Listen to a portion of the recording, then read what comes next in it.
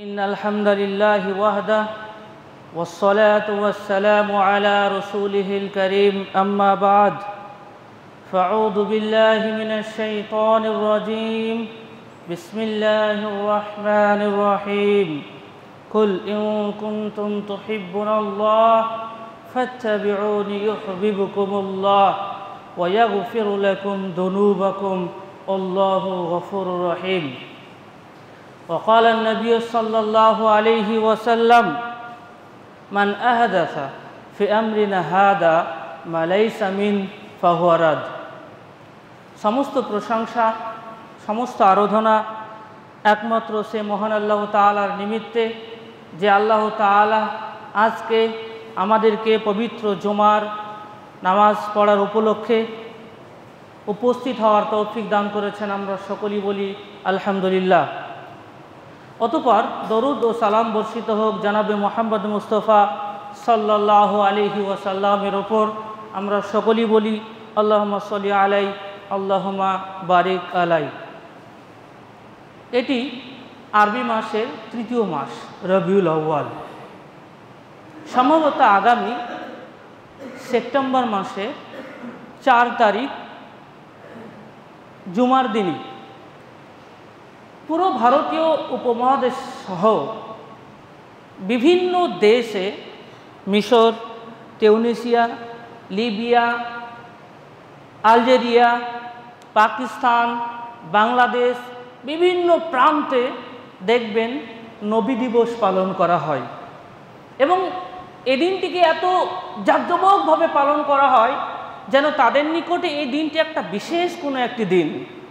আমরা জানি না কেন তারা এগুলো পালন করে, আমরা জানি না এর রহস্য কোথা থেকে পেল, আমরা আদৌ খুঁজে পাই না যে এর সঠিক তথ্যটা কী, কোথা থেকে এলো এই ঈদুল মিলাদুল নবী, কোথা থেকে এলো এর উৎপত্তি, কারাই বা করলো এটা, সত্যি কি ইবাদতের অন্তর্ভুক্ত এটি?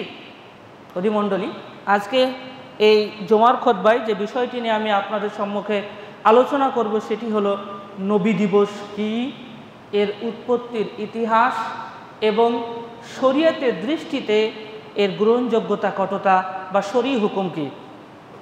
সম্মানিত উপস্থিতি, আমরা যদি ইসলামের ইতিহাসের বড় বড় বইগুলো যদি আমরা পড়ি, মুকাদ্দামাত ইবনে খালদুন যদি পড়ি, তারিখ তাবারি যদি পড়ি, সিরাত ইবনে হিশাম যদি পড়ি এবং বড় বড় ইতিহাসের গ্রন্থগুলো যদি আমরা পড়ি, আমরা দেখতে পাবো যে রসুল সাল্লাল্লাহু আলাইহি ওয়াসাল্লামের জীবনে, রসুল সাল্লাল্লাহু আলাইহি ওয়াসাল্লামের মৃত্যুর পর সাহাবাদের পূর্ণ খোলাফায়ে রাশেদিনের এক সৌন্দর্যপূর্ণ শাসন ব্যবস্থা, 30 বছর রাজত্বে এবং তারপরে উমাইয়া খেলাফত, আব্বাসীয় খেলাফত, এরপরে যত এসেছে প্রায় আব্বাসী সাম্রাজ্যের প্রাথমিক পর্যায় পর্যন্ত আমরা নবী দিবসের উল্লেখ কোনো গ্রন্থে খুঁজে পাই না। আমরা খোলাফায়ে রাশিদিন আবু বকর সিদ্দিক রাদিয়াল্লাহু তাআলা আনহুর শাসনামলও পাই না। আমরা এটিকে ওমর বিন খাত্তাব রাদিয়াল্লাহু তাআলা আনহুর শাসনামলেও এই নবী দিবস কি এ মর্মে কোনো চিহ্ন খুঁজে পাই না। ওসমান বিন আফফান রাদিয়াল্লাহু তাআলা আনহুর শাসনামলেও এই নবী দিবসের কোনো চিহ্ন লেশ মাত্র খুঁজে পাওয়া যায় না। আমরা জানি রসুল সাল্লাল্লাহু আলাইহি ওয়াসাল্লাম 610 খ্রিস্টাব্দে নবী হয়েছিলেন। নবী হওয়ার পর মক্কা এবং মদিনা দুই শহরের 23 বছরের জীবনীতে আমরা রসুল সাল্লাল্লাহু আলাইহি ওয়াসাল্লামকে তার জন্মদিবস পালন করতে আমরা কোনোদিন দেখিনি। রসুল সাল্লাল্লাহু আলাইহি ওয়াসাল্লামকে নিজ স্ত্রী জন্মদিবস পালন করতে আমরা দেখিনি। রসুল সাল্লাল্লাহু আলাইহি ওয়াসাল্লামকে পূর্বের কোনো নবী আউলিয়ার জন্মদিবস পালন করতে আমরা দেখিনি। রসুল সাল্লাল্লাহু আলাইহি ওয়াসাল্লাম 632 সালে যেদিন মারা গেলেন, মারা যাওয়ার পর প্রথম খলিফা হলেন আবু বকর সিদ্দিক রাদিয়াল্লাহু তাআলা আনহু। তার 2 বছর খেলাফত শাসন আমলে আমরা কোন সাহাবাকে, কোন নবীর, কোন সাহাবার, কোন বিশেষ ব্যক্তির নবী দিবস, কোন বিশেষ ব্যক্তির জন্মবার্ষিকী পালন করতে আমরা দেখি না। এরপর ওমর বিন খাত্তাব রাদিয়াল্লাহু তাআলা আনহু খলিফা হলেন, তার সুন্নত পাই না। উসমান বিন আফফানের খলিফাত কালেও আমরা পাই না। আলী বিন আবি তালিবের খেলাফত কালেও আমরা পাই না।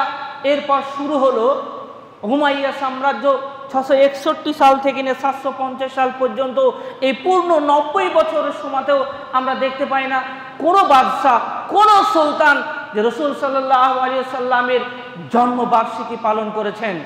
আমরা জানি উমাইয়া সাম্রাজ্য সমাপ্ত হওয়ার পর আব্বাসীয় খেলাফত 750 সালে শুরু হয়েছিল এবং এই খেলাফতের প্রথম যিনি খলিফা হয়েছিলেন আবুল আব্বাস আস-সাফফাহ। তার সময় থেকে শুরু করে নিয়ে একদম খলিফা হারুন রশিদ মামুন এই পর্যন্ত আমরা এখনো পর্যন্ত নবী দিবস বা জন্মবার্ষিকীর কোনো চিহ্ন, কোনো অনুষ্ঠান, কোনো জাঁকজমকপূর্ণ মিলাদ কিছু আমরা দেখতে পাই না ইতিহাসের পাতায়। শুরু হলো কিভাবে?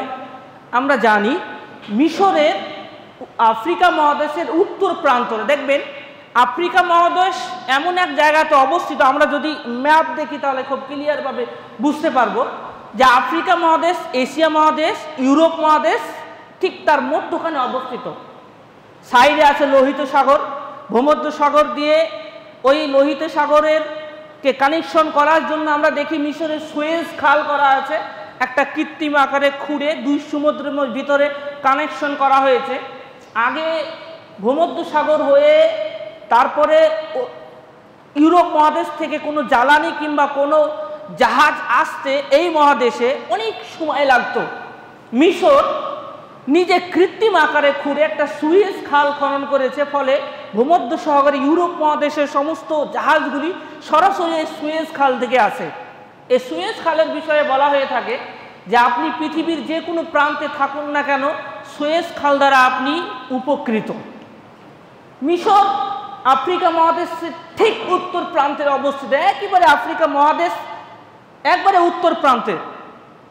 এই মিশরেই 910 সাল থেকে নিয়ে 910 সালে প্রথম ফাতিমি খেলাফত গড়ে উঠেছিল এবং আমরা দেখেছি যে ফাতিমি খেলাফতের সময়তেই ফাতিমি যে সমস্ত শাসকগণ ছিল তারা প্রথমবারের মতো যে কোনো জন্মবার্ষিকী পালন করতে শুরু করে এবং বিশেষভাবে তারা 7 জনের জন্মবার্ষিকী পালন করত।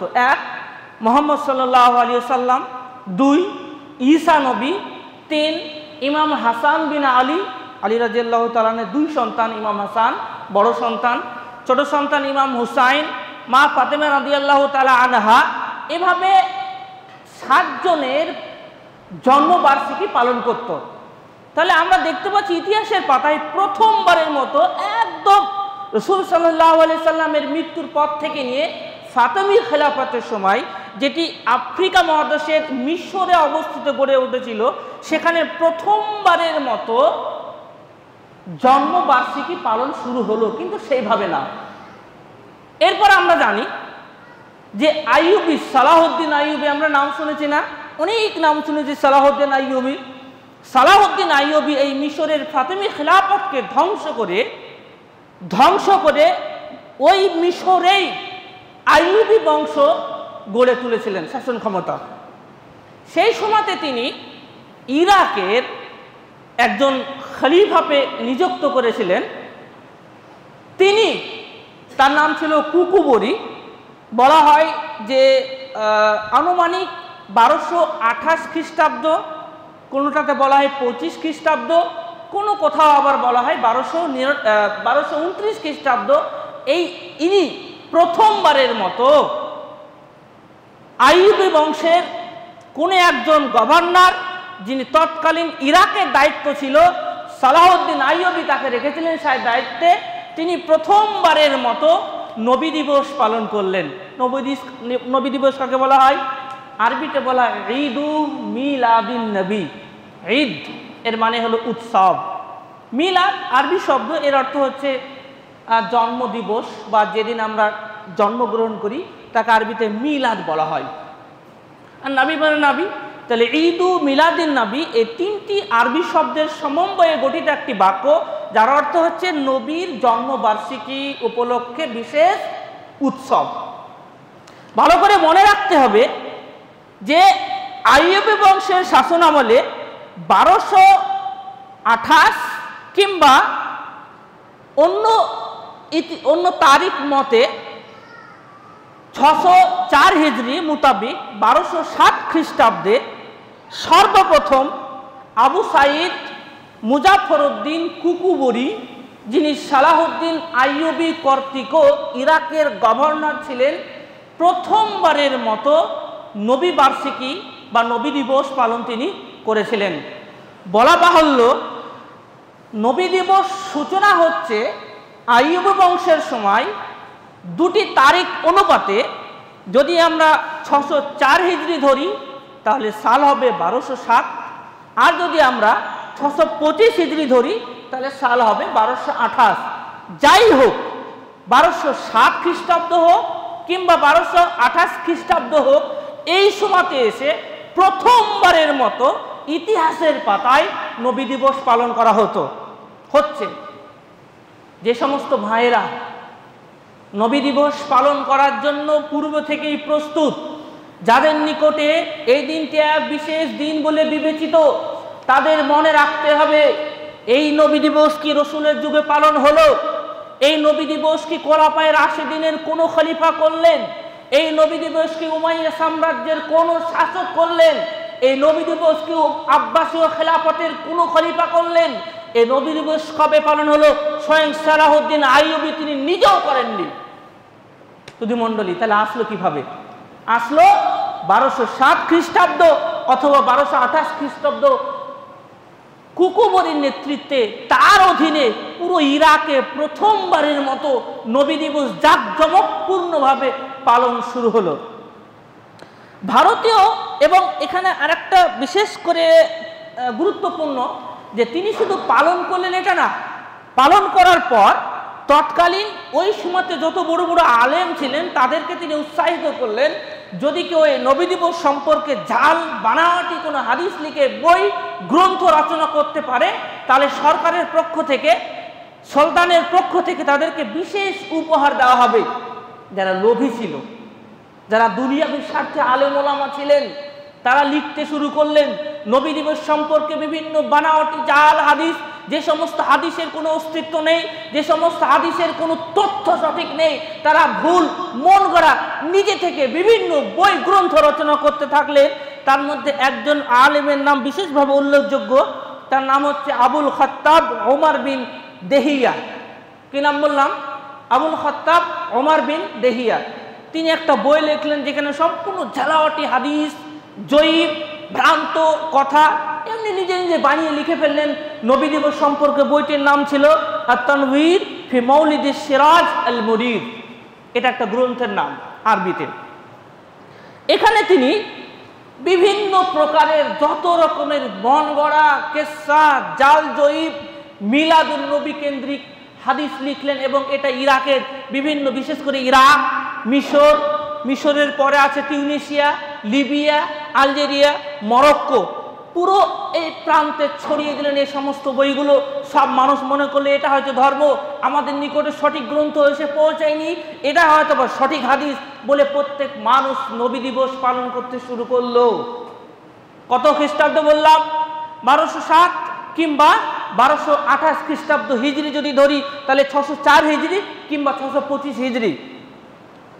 এভাবে করতে করতে পুরো এশিয়া মহাদেশ এবং আফ্রিকা মহাদেশ, এই দুই মহাদেশে ছড়িয়ে পড়ল।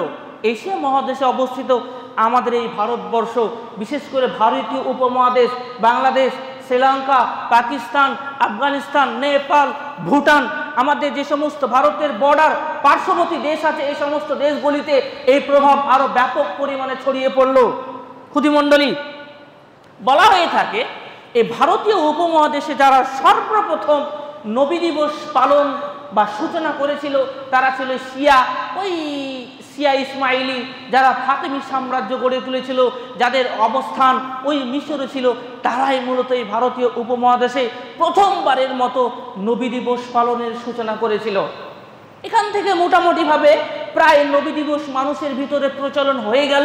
মানুষ বুঝে করুক আর না বুঝে করুক, কিছু ব্যক্তি অন্ধভক্ত থাকে, কিছু ব্যক্তি ভাবে তারা বলে গেছে, তারা কি মিথ্যা কথা বলেছে, তাদের থেকে কি আমরা বেশি জ্ঞান অর্জন করে নিয়েছি, তাদের দেখানো ওলামাদের নাকশে কাদামে আমরা চলি, তাদের বইয়ে লেখা আছে, এ বই লেখা, ও বই লেখা, এভাবে তারা বিভিন্ন প্রকারে মানুষকে প্রাকভ্রষ্ট করে, মানুষকে বুঝিয়ে তারা নিজের মতো করে নবী দিবস পালন করতে শুরু করলো।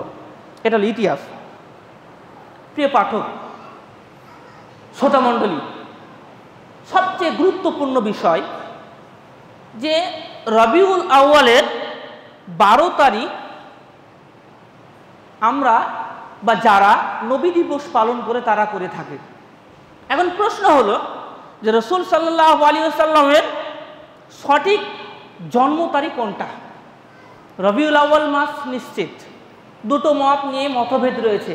9 রবিউল আউয়াল, 12 রবিউল আউয়াল, দুটো তারিখের মধ্যে এক্স্যাক্ট কোন তারিখে রাসূল সাল্লাল্লাহু আলাইহি সাল্লাম জন্মগ্রহণ করেছেন। তখনকার যুগে এরকম ক্যালেন্ডার ছিল না যেটা সঠিক মতটা খুঁজে পাবো। ভালো করে বুঝবেন, এখন আমাদের ক্যালেন্ডার আছে, আমরা লিখে রাখতে পারি। পোলিও কার্ড আছে, সেখানে গর্ভ হওয়ার পরই, সন্তান হওয়ার পরই দেখবেন লিখে দিবে। গর্ভবতী হওয়ার সময় তো লিখে দেয় সম্ভাব্য সন্তান জন্ম হওয়ার ডেট অমুক, যেদিন জন্মগ্রহণ করবে পোলিও কার্ডে তার নির্দিষ্ট ডেট ওখানে উঠিয়ে দেওয়া হয়। সে সময় না ক্যালেন্ডার ছিল, না কোনো পোলিও কার্ড ছিল। বুঝতে হবে তাহলে এভাবে তো টাইমিং বের করা একটা কঠিন ব্যাপার ছিল। সেই সময়তে যারা জ্যোতিষবিদ, যারা নক্ষত্রপুঞ্জি ভালো করে পড়তে জানতেন, বুঝতে পারতেন, তারাই মূলত এই সমস্ত গণনাগুলো ভালো করে বুঝতেন।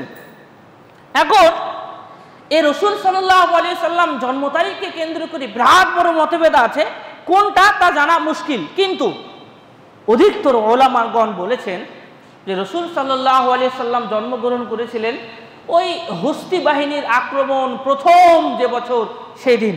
তো আমরা জানি হস্তি বাহিনীর আক্রমণ কবে হয়েছিল? 571 রবিউল আউয়াল মাসের 9 তারিখ। ঠিক সেই দিন যদি রাসূল সাল্লাল্লাহু আলাইহি সাল্লাম জন্মগ্রহণ করেন, তথ্য হিসাবে জানা যাচ্ছে যে ওই দিন 9 তারিখ সোমবার ছিল। আর বিভিন্ন হাদিস থেকে এটাও তথ্য পাওয়া যায় যে রাসূল সাল্লাল্লাহু আলাইহি সাল্লামের জন্ম এবং মৃত্যু উভয় ডেটই সোমবার। ভালো করে বুঝবেন, জন্ম এবং মৃত্যু উভয় ডেট, দিন কোন দিন? সোমবার। ওই সময়তে ওই তারিখে যেদিন সোমবার ডেট হয় সেদিন রবিউল আউয়াল মাসের 9 তারিখ পড়ে। আর আমাদের দেশে যে নবী দিবস পালন করা হয় সেদিন কয় তারিখ?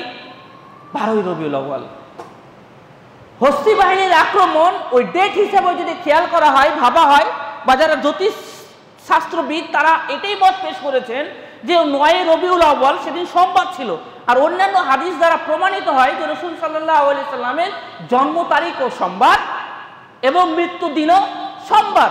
যদি জন্ম তারিখ সোমবারই হয়ে থাকে তাহলে ওই সময়তে ওই রবিউল আউয়ালের 9 তারিখ সোমবার ছিল, 12 তারিখ সোমবার নয়। 9 তারিখ যদি সোমবার হয় তাহলে 12 তারিখ কবে হবে? হিসাব করে নিয়ে আমরা একটু এগিয়ে গিয়ে প্রতি মণ্ডলী, এখানে একটি হাদিস পেশ করা হয়ে থাকে যেখানে রাসূল সাল্লাল্লাহু আলাইহি সাল্লামকে কেন্দ্র করে একজন ব্যক্তি বলছেন যে উলিদতু আনা ওয়া রাসূলুল্লাহ সাল্লাল্লাহু আলাইহি সাল্লাম আমাল ফিল, আমি এবং আল্লাহ রাসূল সাল্লাল্লাহু আলাইহি সাল্লাম ওই ফিলের বছর, হস্তি বাহিনীদের আক্রমণ ওই সময়তে প্রথম, ওই সময়তে আমরা জন্মগ্রহণ করেছি।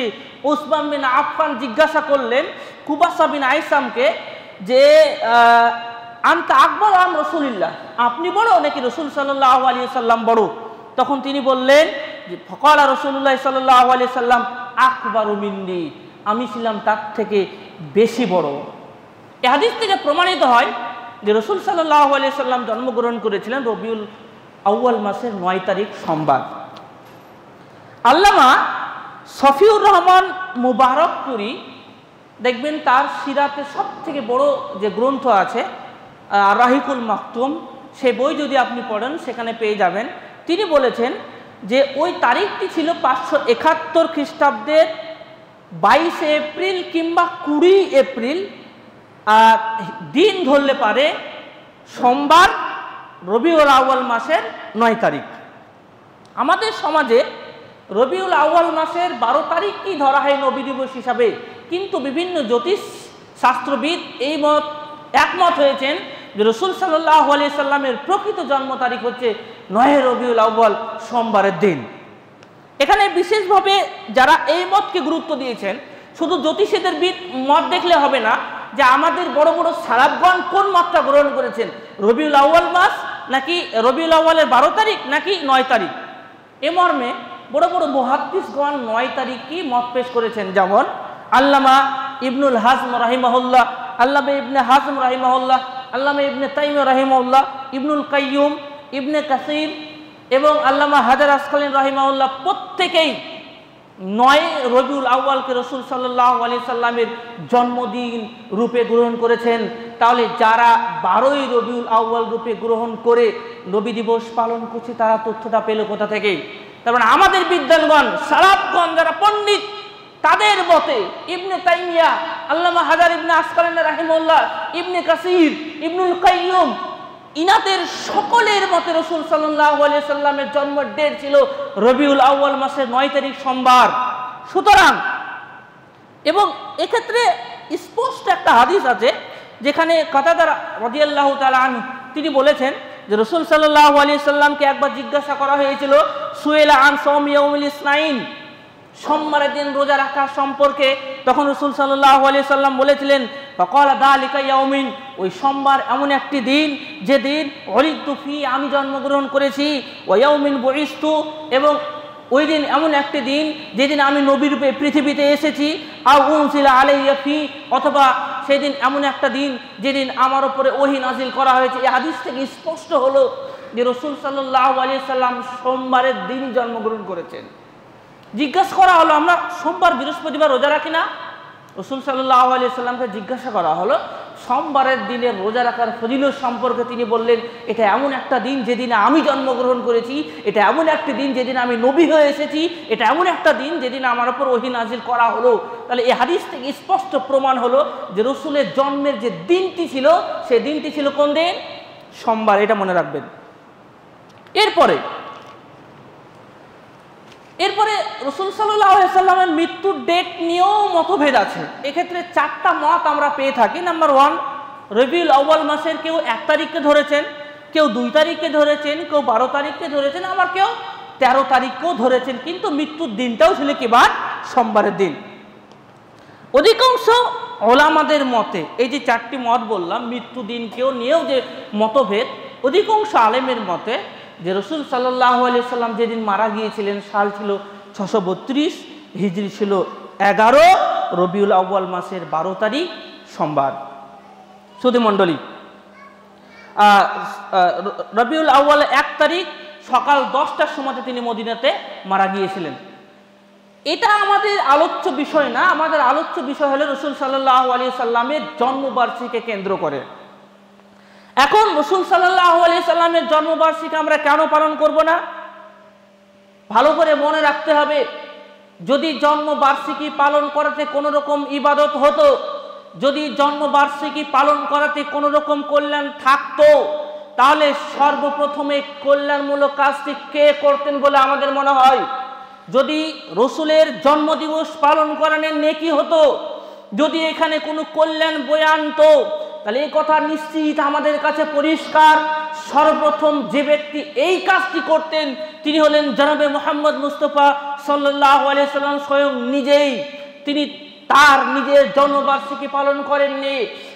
যারা সব থেকে রাসূলকে স্মরণ করে, যারা রাসূলের প্রতিটি কর্মকে, প্রতিটি কথাকে 100% আমল করেছে, মেনে চলেছে, তারা হলো সাহাবা। যদি রাসূলের জন্ম তারিখ পালন করাতে কোনো উপকার থাকতো, তাহলে আমাদের পূর্বের সাহাবায়ে কেরামরা সর্বপ্রথম তার জন্মবার্ষিকী পালন করতেন। যদি জন্মবার্ষিকী রাসূলের পালন করাতে কোনো উপকার থাকতো, তাহলে নিশ্চয়ই পবিত্র কোরআনের মধ্যে এটা লিপিবদ্ধ থাকতো। নিশ্চয়ই আল্লাহ তাআলা এই কথা আমাদের জানিয়ে দিতেন যে রাসূলের জন্মবার্ষিকী পালন করাতে কোনো উপকার আছে। কোরআনে লিপিবদ্ধ নেই, হাদিসে লিপিবদ্ধ নেই, খোলাফায়ে রাশিদিনের 40 বছরের সোনালী মুহূর্তে নেই, খোলাফায়ে আব্বাসীর শাসন আমলে নেই, খোলাফায়ে উমাইয়া সাম্রাজ্যের শাসন আমলে নেই। কোনো বিদ্বানগণ এটা করেননি, বিধায় কোনো প্রমাণও নেই। 2, জন্মবার্ষিকী পালন করা মূলত বিধর্মীদের একটি কর্ম। আর আমরা জানি রাসূল সাল্লাল্লাহু আলাইহি সাল্লাম সর্ব আমাদেরকে ইহুদি এবং খ্রিস্টানদের বিরোধিতা করার জন্য সবসময় বলে গিয়েছেন। তাহলে জনবার্ষিকী পালন এটা তো ইহুদিদের কর্মকাণ্ড, এটা তো খ্রিস্টানদের কর্মকাণ্ড। আর রাসূল সাল্লাল্লাহু আলাইহি সাল্লাম সব সময় আমাদেরকে তাদের বিরোধিতা করতে বলেছেন। যেটা আমরা কিভাবে রাসূলের জন্মবার্ষিকী পালন করতে পারি, কিভাবে আমরা নবী দিবসকে পালন করতে পারি। আমাদেরকে আল্লাহ তাআলা ঈদ 2 দিন দিয়েছেন, ঈদুল ফিতর, ঈদুল আযহা। কে এই নবী দিবসকে তৃতীয় উত্তম ঈদ বলে থাকেন এবং বলে থাকেন এই 2 ঈদের মধ্যে তৃতীয় নম্বর ঈদ নবী দিবস, নবীর জন্মবার্ষিকী পালন করা এই ঈদ সব থেকে অতি উত্তম ঈদ। এই ঈদকে যদি কেউ উৎসব রূপে না গ্রহণ করে সে পাপী হবে, এটা গ্রহণ করা ফরজ। এই মর্মে অনেক ফতোয়া দেওয়া হয়, আমাদের যুবক ভাই না বুঝেই এতে আমরা পথভ্রষ্ট হয়ে যাই এবং আমরাও অনেক সময় এই সমস্ত নবী দিবসে অংশগ্রহণ করে বসি। খুদী মণ্ডলী, নবী দিবস পালন যারা করে তাদের কাছে তো কিছু প্রমাণ আছে, এমনি এমনি তো তা করবে না। কেউ তো আছে যারা প্রমাণ খোঁজে। দেখবেন প্রত্যেক বেদাতি কর্মকাণ্ডের পেছনে দলিল থাকবে। নবী দিবস পালনের ক্ষেত্রেও দলিল আছে।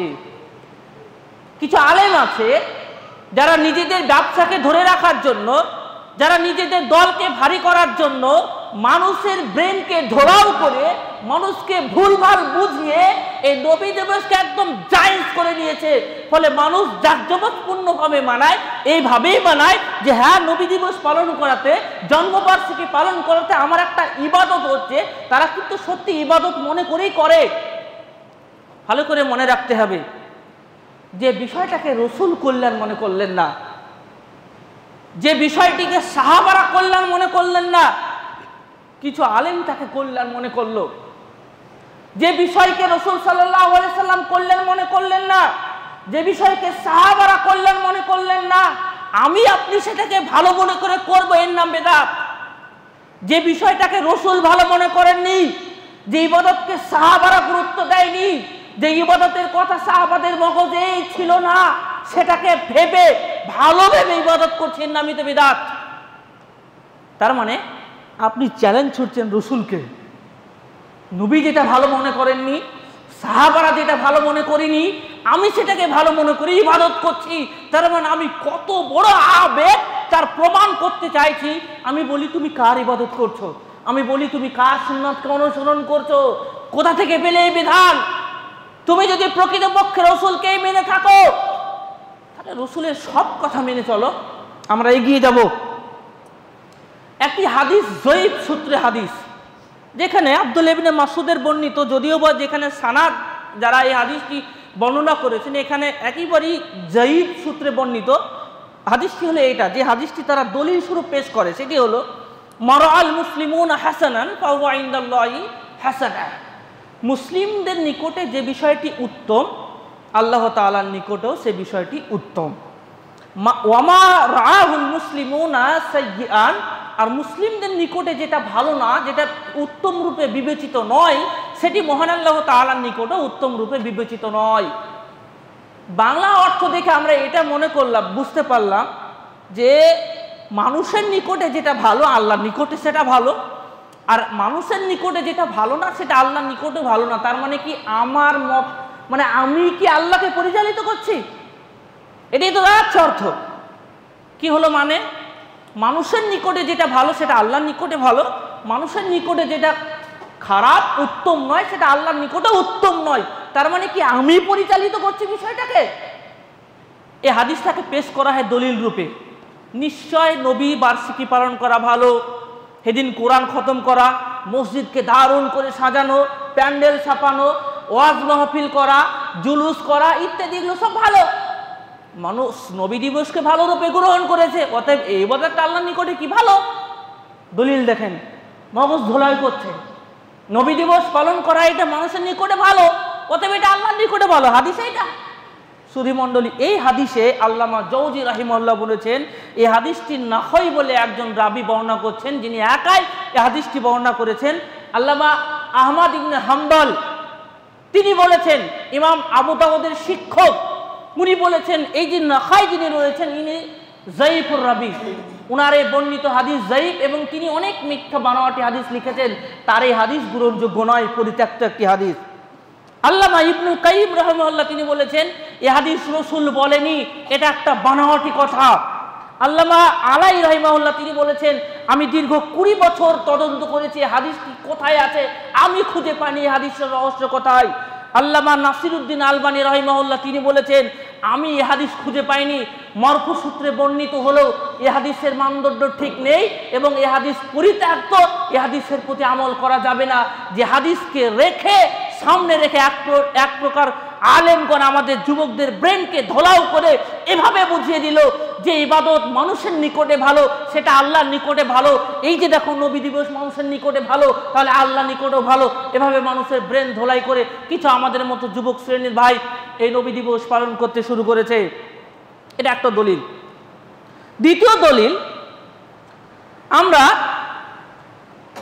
একবার আল্লাহ রাসূল মক্কা থেকে মদিনায় হিজরত করে এলেন, এসে দেখছেন যে কিছু মানুষ সিয়াম পালন করছে। আমরা এই হাদিস বারবার শুনেছি। রাসূল সাল্লাল্লাহু আলাইহি সাল্লাম জিজ্ঞাসা করলেন, তোমরা এটা কিসের সিয়াম পালন করছো? তখন তারা বলল, আমাদের নবী মূসা নবী বানি ইসরাইলকে ফেরাউনের কবল থেকে রক্ষা করিয়েছিল, আল্লাহ তাআলা বাঁচিয়েছিলেন, শুকরিয়া স্বরূপ তিনি একটি রোজা রেখেছিলেন, সেই উদ্দেশ্যে আমরা রোজা রাখছি। তখন রাসূল সাল্লাল্লাহু আলাইহি সাল্লাম বললেন, আমি এর থেকে বেশি হকদার, আগামী বছর আমি এর সাথে আরও একটি রোজাকে বাড়িয়ে রোজা রাখবো। এই হাদিসটি মানুষের সামনে পেশ করে এভাবে বলছেন, যদি মূসা নবী ফেরাউনের কবল থেকে পরিত্রাণ পাওয়ার জন্য শুকরিয়া স্বরূপ রোজা রাখতে পারেন, তাহলে ঈসা নবীর পর ওই জাহিলিয়াতের যুগে রাসূল সাল্লাল্লাহু আলাইহি সাল্লাম রাহমাতুল লিল আলামিন রূপে এসেছেন, মানুষকে পথভ্রষ্টর হাত থেকে বাঁচানোর জন্য এসেছেন, লাখ লাখ মানুষকে তিনি সত্যের পথে এনেছেন। তাহলে তার কি শুকরিয়া স্বরূপ আমরা একটু ইবাদত করতে পারি না? তার কি শুকরিয়া স্বরূপ, তার কি জন্মদিনটা কি কল্যাণকর নয়? অবশ্যই কল্যাণকর। এই বলে মানুষের ব্রেন ধোলাই করে ওই নবী দিবসে আইসো এবার জগজমাজ করে ইবাদত করো, মিলাদ করো, কোরআন খতম করো, অনুষ্ঠান করো, জালসা জুলুস দাও ইত্যাদি বুঝিয়ে দিল। কোথায় কোথাকার হাদিস আর কোথায় এসে অ্যাটাচ করে দিল। মূসা নবী পরিত্রাণ পেয়েছিল শুকরিয়া স্বরূপ, এটা আল্লাহ রাসূল নিজে বলেছেন, সাহাবাদের বললেন আমল করতে, আমরা করেছি, দ্বিধায় কোনো সমস্যা নেই। কিন্তু মৃত্যু দিবস সম্পর্কে, জন্মদিবস সম্পর্কে তো রাসূল তো কিছু বলেননি। তিনি এই কথা তো বলেননি যে আমি রাহমাতুল লিল আলামিন, অতএব আমার, হ্যাঁ নিঃসন্দেহে রাসূলের জন্মদিনটি কল্যাণকর, কিন্তু ওই দিন জন্মবার্ষিকী পালন করতে হবে, এই মর্মে রাসূল সাল্লাল্লাহু আলাইহি সাল্লামের কোনো আদেশ নেই, কোনো হুকুম নেই, কোনো ভুয়া হাদিসও খুঁজে পাওয়া যায় না। এটা তাদের দ্বিতীয় দলিল। এই দলিলটি ভালো করে বুঝতে হবে যে ঈদ বা রসুলের জন্মবার্ষিকী এটা কখনোই কল্যাণকর নয়। যদি কল্যাণকর হয় তাহলে জন্মবার্ষিকী কল্যাণকর হবে 1,24,000 মর্মে যে আমরা কথা শুনি, লাখের অধিক যে নবীগণ এসেছেন তাদের জন্মবার্ষিকীও কল্যাণকর হবে। সবাই যদি জন্মবার্ষিকী পালন করতে শুরু করে তাহলে এক এক দিন আপনাকে এক এক ডজন করে জন্মবার্ষিকী পালন করতে হবে। কেন? আপনার পিতামাতা, আপনার নিজের নবীদের, সাহাবাদের, কত অসংখ্য নবী এসেছেন, অসংখ্য সাহাবা মারা গিয়েছেন, অসংখ্য তাবিঈন মারা গিয়েছেন, বড় বড় বিদ্বান ওলামাগণ মারা গিয়েছেন, সবার দিবস এবার পালন করেন। দেখেন এক এক দিন 100 করে আপনাকে দিবস পালন করতে হবে না। ভ্রান্ত যুক্তি এগুলো, মানুষকে এগুলো বোকা বানানো হয়েছে, ব্রেনকে ধোলাও করা হয়েছে, এ মর্মে কোনো সঠিক তথ্য নেই। যদি সত্যি এটা কল্যাণকর হতো, বারবার বলছি, তাহলে এ কর্ম প্রথমে রাসূল সাল্লাল্লাহু আলাইহি সাল্লাম নিজে করতেন, এ কর্মে সর্বপ্রথম সাহাবারা করতেন। তারা করেননি। যে সাহাবারা প্রত্যেকটা বিষয় দেখেছেন, রাসূল কিভাবে হেসেছেন সেটাও জানেন, নবীজি কিভাবে খেয়েছেন সেটাও জানেন, নবীজি কিভাবে চাপ্পাল পরেছেন সেটাও জানেন, নবীজি কিভাবে সহবাস করেছেন সেটাও পর্যন্ত জানিয়েছেন, নবীজি কিভাবে রাস্তা দিয়ে চলেছেন সেটাও জানিয়েছেন। আর নবী দিবস পালন করতে হবে এটা জানলেন না? কি আশ্চর্যের বিষয়! শরীয়তের প্রতিটি সূক্ষ্ম সূক্ষ্ম বিষয়ে সাহাবারা জানলেন, আর এই বিষয়টা জানলেন না। ভালো করে মনে রাখবেন, যদি সত্যি এটা কল্যাণকর হতো তাহলে রাসূল সাল্লাল্লাহু আলাইহি সাল্লাম সর্বপ্রথম আল্লাহর কাছ থেকে নিজ জন্ম তারিখটা জেনে নিতেন। সাহাবারা জানেননি, সাহাবারা লিখে রাখতেন যে কোরআন সাহাবারা লিখে লিখে আমাদের কাছ পর্যন্ত পৌঁছেছে, নিশ্চয়ই রাসূলের জন্ম তারিখটাও পৌঁছে দিত। সাহাবাদের ব্রেনে ছিল না রাসূলের জন্মদিন কবে।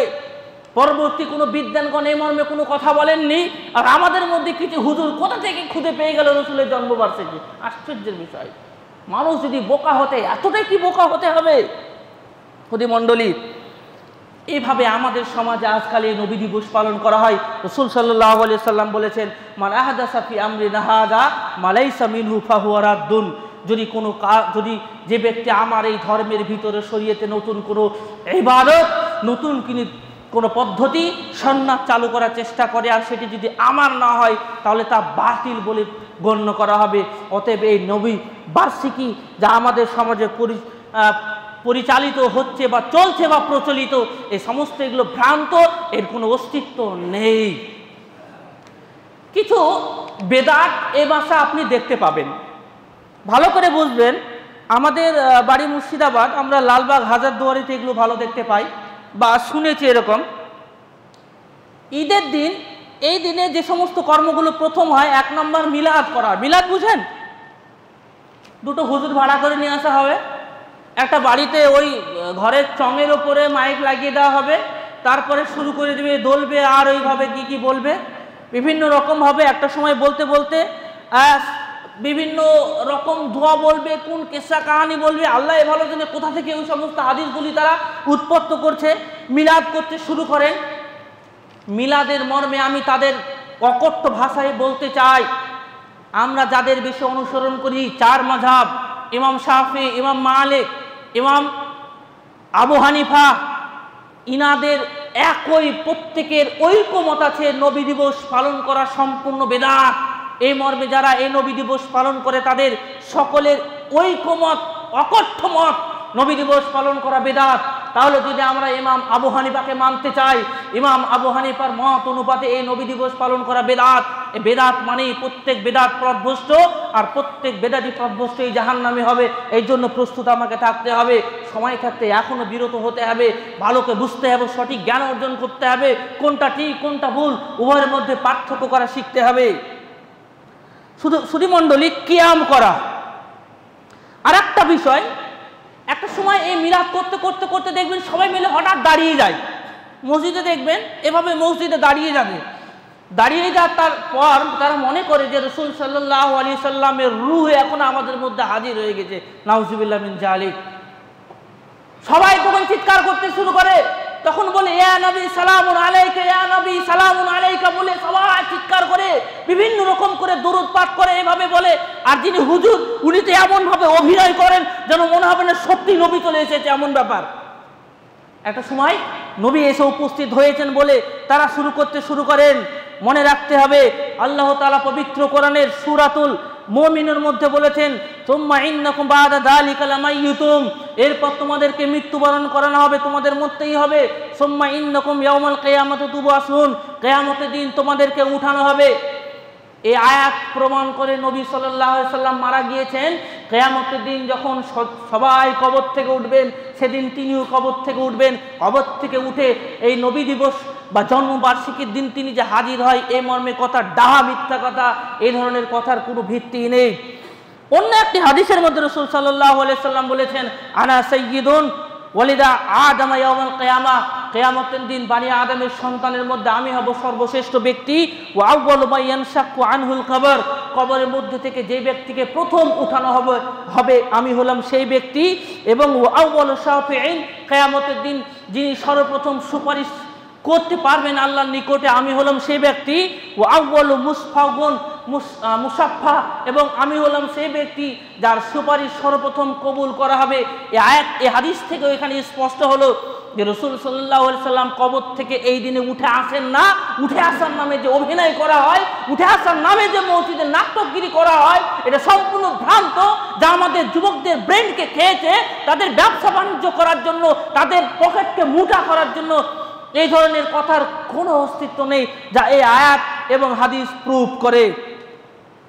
একটা সময় প্রশংসা করতে করতে রাসূলের নামে বিরাট বড় প্রশংসা করে বসে থাকে। তারা বলে যে যে নবী সাল্লাল্লাহু আলাইহি সাল্লাম নূরের তৈরি, রাসূল সাল্লাল্লাহু আলাইহি সাল্লাম তৈরি না হলে আসমান জমিন তৈরি হতো না, নবী সাল্লাল্লাহু আলাইহি সাল্লাম তৈরি না হলে জান্নাত জাহান্নাম তৈরি হতো না, আদম আলাইহিস সালাম তার পায়ের ছোঁয়ায় ক্ষমা পেয়েছেন, আর আল্লাহ তাআলা নবীকে তার জুতো সহ ওই আরশের দিন যেদিন মিরাজে গিয়েছিলেন উচ্চ আসনে উঠিয়ে দিয়েছেন। এইভাবে অনেক কথা, যে কথাগুলি আল্লাহর সাথে জড়িত, আল্লাহর জায়গায় নবীকে বসিয়ে দেন, যেটা সম্পূর্ণ শিরক। আকিদাগত বিশ্বাসের পরিপন্থী। রাসূল সাল্লাল্লাহু আলাইহি সাল্লাম তার জায়গাটা আছেন, আল্লাহ রাব্বুল আলামিন তার জায়গাটা আছেন।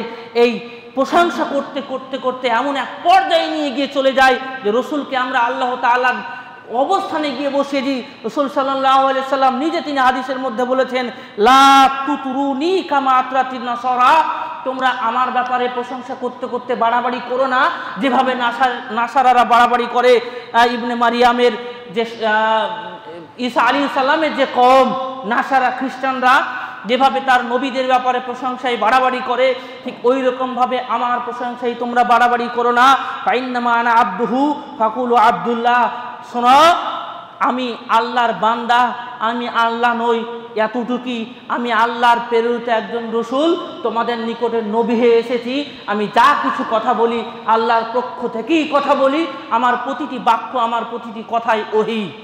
খুদীমণ্ডলী, মিথ্যে মিথ্যে দরুদ পড়া হয় এভাবে, বালাগাল উলা বিকামালি কাসাফাল দুজা বিজামালি, অনেক আপনার দরুদ শুনবেন না, মনে হবে নতুন নতুন দরুদ। এই সমস্ত দরুদ কোনো হাদিসে খুঁজে পাবেন না, এগুলো সব বানাওয়াতি দরুদ। এই সমস্ত দরুদের কোনো ভিত্তি নেই। এই সমস্ত দরুদ পাঠ করা নেকির উদ্দেশ্যে, এগুলো সম্পূর্ণ বেদাত, আকীদা এবং শিক্ষা না থাকার বর্বরতা অজ্ঞতার একটি পরিচয়, যা মানুষের ব্রেন ধোলাও করে এক শ্রেণীর মানুষ এই ধরনের বানানো দরুদগুলো পাঠ করে মনে করে বিরাট বড় নেকি করে দিয়েছি। যে নেকিকে সাহাবারা কিছু মনে করেননি, যেটাকে রসুল ভালো মনে করেননি, যেটাকে সাহাবারা ভালো মনে করেননি, যে দরুদ কোন সালাফগান পড়েনি, যে দরুদ কোন সাহাবারা পড়েনি, সেই দরুদ আমি আপনি পড়ছি, তা আবার বানানো, যার কোনো অস্তিত্ব নেই। অনেক দরুদ, ইয়া নবী সালামুন আলাইকা, ইয়া হাবিব সালামুন আলাইকা, অনেক ওসব মুখস্থ আমাদের নেই, আপনারা শুনবেন এবং শুনেছেন। এই সময় দেখবেন বিভিন্ন অনুষ্ঠান, বিভিন্ন পাপ, নারী পুরুষ অবৈধ মিলামেশা, কেউ ওই চায়ের দোকানে বসে আড্ডা ঠুকছে, কেউ আম্মানে গিয়ে মদ খাচ্ছে, বিভিন্ন রকমের পাপ কর্মকাণ্ড এই নবী দিবস উপলক্ষে দেখতে পাওয়া যায়। সত্যি কি আশ্চর্যজনক না? তারা আবার প্রমাণ পেশ করে। কি প্রমাণ পেশ করে? রসুলকে জিজ্ঞাসা করা হলো সোমবারের দিন রোজা রাখার প্রসঙ্গে। রসুল বলল, ওটা এমন একটা দিন যেদিন আমি জন্মগ্রহণ করেছি। এই যে দেখো, রসুল তার জন্মের দিনটাকে এত গুরুত্ব দিচ্ছে, তিনি নিজে রোজা রাখলেন। ভুল বুঝিয়ে দেওয়া হলো। সোমবারের দিন রোজা রাখা সম্পর্কে জিজ্ঞাসা করা হলো, রসুল উত্তরে বললেন যে এটা এমন একটা দিন যেদিন আমি জন্মগ্রহণ করেছি। এর মানে এটা নয় যে আমি জন্মগ্রহণ করার ফলে আমি রোজা রাখছি না। মানুষকে বুঝিয়ে দেওয়া হলো, মানুষকে এভাবে বোঝানো হলো, দেখো নিজে রসুল স্বীকার করছেন এই দিন আমি জন্মগ্রহণ করেছি, আমি রোজা রেখেছি না, এটা এইভাবে বুঝায়নি আল্লাহ রসুল। আমি তাদের বলতে চাই, ঠিক আছে মেনে নিলাম, তো রসুল যেদিন জন্মগ্রহণ করেছে সেদিনকে রোজা রাখো। কয়দিন, কয়টা সোমবার রোজা রাখো? বছরে তো একটা, সেদিন তা আবার তো রবিউল আউয়াল 9 তারিখ নয়, ও তো 12 তারিখ রাখো। যদি সত্যি নবীকে ভালোবাসো তাহলে প্রত্যেক সোমবার রোজা রাখতে হবে। জিজ্ঞাসা করেন তো কয়টা সোমবার তারা রোজা রাখে? প্রতিমণ্ডলী, সাহাবারা এই সমস্ত কর্মকাণ্ড করেনি। অনেক কথা, অনেক দলিল প্রমাণ রয়েছে। এই সমস্ত ভ্রান্ত আকীদা থেকে আমাদের দূরে থাকতে হবে। বিভিন্ন পাকিস্তানে গেলে দেখবেন বিরাট জমজমকভাবে, মিশরও তো রাষ্ট্রীয় উৎসব, এবং আমাদের ভারতবর্ষ ছুটির দিন, ঈদে মিলাদুন্নবী ছুটি আছে। কি আশ্চর্য ব্যাপার! তাদের নিকটে মনে করছে এটাই সঠিক ধর্ম। যেমন ওই কারবালার প্রান্ত আশুরা রোজার সময় মনে করে ইমাম হোসাইনের দিন এটাই হতো ধর্ম, যেমন ওদিন ছুটি ঘোষণা করেছে। হ্যাঁ, তার হত্যাকাণ্ড অবশ্যই আমরা সেটা আমাদের জন্য একটা দুঃখ বেদনার কাণ্ড, কিন্তু সেদিনের এই গোলমাল করে ফেলা, যেমন এই নবী দিবসের ক্ষেত্রে অনেক বেধর্মী মানুষ তারা মনে করে যে নবী দিবস এটা ইসলামী ধর্মের, ইসলামী শরীয়তের একটা বিরাট বড় অংশ। তারা ভুল বার্তা তাদের নিকটে আছে, তাদেরকে ভুল বোঝানো হয়েছে। খুদীমণ্ডলী, নবী দিবসের কোনো অস্তিত্ব নেই। আবারও বলছি, সাহাবারা নবীর কাছ থেকে প্রতিটি বিষয়ে জ্ঞান পেয়েছেন। কিভাবে হাঁটতে হবে, কিভাবে কথা বলতে হবে, কিভাবে হাসতে হবে, সব বিষয়ে জ্ঞান পেয়েছেন। যদি নবী দিবস জন্মবার্ষিকী সম্পর্কে কোনো বরকত থাকতো তাহলে অবশ্যই এটা জানতেন না? অবশ্যই জানতেন। তার মানে আজকের খুতবায় আমি আপনাকে এটাই বোঝাতে চাইলাম, এই মাসে নবীর জন্মদিবস উপলক্ষে কোনো ইবাদত নেই। অন্য মাসে যেভাবে আমরা ইবাদত করি, অন্য মাস যেভাবে আমাদের কাছে নর্মাল, এ মাসও আমাদের কাছে নর্মাল। যেভাবে অন্য মাসে আমরা ইবাদত করি এভাবেও ইবাদত করব। এই দিন বিশেষ গুরুত্বপূর্ণ, এই দিন অমুক, এই দিন তমক, এমন ভাবনা চিন্তা ভাবনা করা এগুলো বেদাত, ইভেন শিরকও পর্যায়ে গিয়ে পৌঁছাবে। আল্লাহর কাছে দোয়া চাই, হে আল্লাহ তুমি আমাদের সঠিক বুঝ তৌফিক দান করো, আমিন। আমরা জানো এই সমস্ত নবী দিবস কর্মকাণ্ডে না যাই, না অংশগ্রহণ করি, যে সমস্ত আমাদের মধ্যে যুবক ভাই যায় বা অংশগ্রহণ করে তাদেরকে আমরা এ থেকে বিরত রাখি। এ সমস্ত কর্মকাণ্ডের পরিচয় না ইসলামে আছে, না নবীর যুগে ছিল, না সাহাবারা করেছে, না খোলাফায়ে রাশিদিনদের কোনো খলিফা করেছে, উমাইয়া সাম্রাজ্যের কোনো খলিফা করেননি। অতএব আমরাও করব না। আমাদের তৎকালীন বিশ্বের বড় বড় পণ্ডিতগণ এটাকে বেদাত বলেছেন। আমরা এই সমস্ত কর্মকাণ্ড থেকে দূরে থাকবো। হে আল্লাহ তুমি আমাদেরকে নবী দিবসকে সঠিক করে বোঝার এবং এই সমস্ত বেদাতি কর্মকাণ্ড থেকে বাঁচার তৌফিক দান করো, আমিন। হে আল্লাহ আমাদের মধ্যে যারা অসুস্থ তুমি তাদেরকে সুস্থ দান করো, যারা আমরা আরোগ্য এবং আমাদেরকে সুস্থ দান করো, যারা আমরা ঋণী তুমি আমাদের ঋণ পরিশোধ করার তৌফিক দান করো, আমিন। আল্লাহুম্মা সাল্লি আলা মুহাম্মাদি ওয়া আলা আলি মুহাম্মাদ কামা সাল্লাইতা আলা ইব্রাহিম ওয়া আলা আলি ইব্রাহিম ইন্নাকা হামিদুম মাজিদ। আল্লাহুম্মা বারিক আলা মুহাম্মাদি ওয়া আলা আলি মুহাম্মাদ কামা বারাকতা আলা ইব্রাহিম ওয়া আলা আলি ইব্রাহিম ইন্নাকা হামিদুম মাজিদ। রব্বানা তাকাব্বাল মিন্না ইন্নাকা আনতাস সামিউল আলিম ওয়া তুব আলাইনা ইন্নাকা আনতাত তাওয়াবুর রহিম। ওয়া আখিরু দাওয়ানা আলহামদুলিল্লাহি রাব্বিল আলামিন, আমিন। আসসালামু আলাইকুম ওয়া রাহমাতুল্লাহ।